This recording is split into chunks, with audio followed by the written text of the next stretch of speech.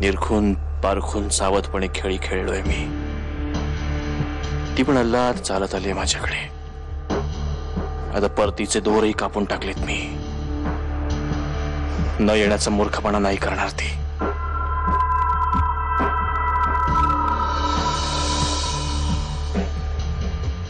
पण काहीच सांगता येत नाही. अशा सावजाशी खेळून त्याला मात द्यायला आवडतं मला.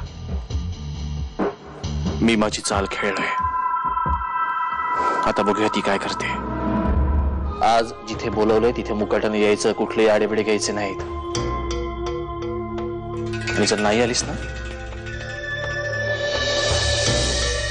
तर कुणालाही तोंड दाखवण्याच्या लायकीचे राहणार नाहीस. समजतंय? माणुसकी आहे का रे थोडीशी तुझ्यात? कसं सुचतं हे सगळं?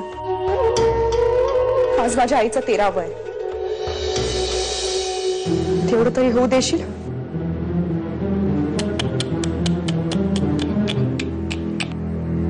काय हे म्हणू, आधी सांगायचंच ना. बरं ठीक आहे, नमस्कार सांग आईंना माझा. म्हणाव मुलीला सुबुद्धी द्या. स्वतःची लाज कशी राखायची थोडीशी अक्कल शिकवा. सोडून देणार का आता त्यांना? मी म्हणालो तेच शेवटी खरं झालं. काय वाटतंय तुम्हाला? होईल ती तयार यायला? काय म्हणाले?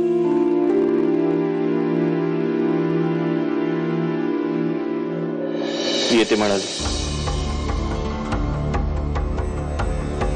13 तिच्या आईचा आज. म्हटलं उरकून ये. सुधाताईंच्या स्मृती प्रत्यर्थ डिस्काउंट. अंगठा आणि बाजूचा बोट असं काजळामध्ये बुडवायचं आणि काजळ लावा. अंश्वे अंश्वेति कज्जलम सर्वत्र. माता अंश्व, मातृपितामही अंश्व, प्रपितामही अंश्व.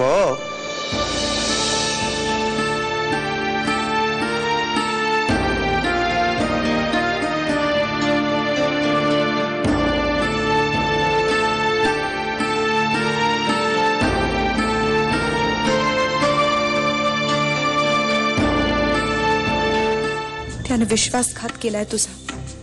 खोटं वागलं आपल्याशी, फसवलं त्यांनी आपल्याला.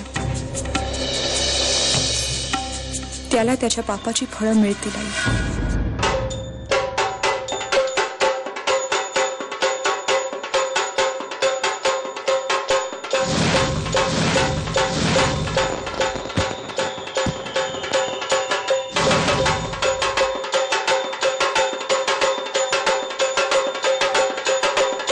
माझ्या बाबतीत जे घडलं ते तुझ्या बाबतीत होऊ नकोस.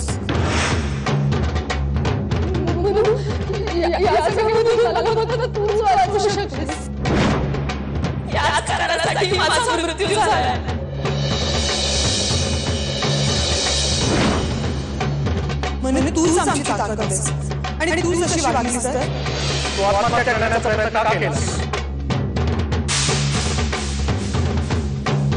आमच्यासारख्या असंख्य मुलींचं आयुष्य तुझ्या एका निर्णयावर अवलंबून आहे.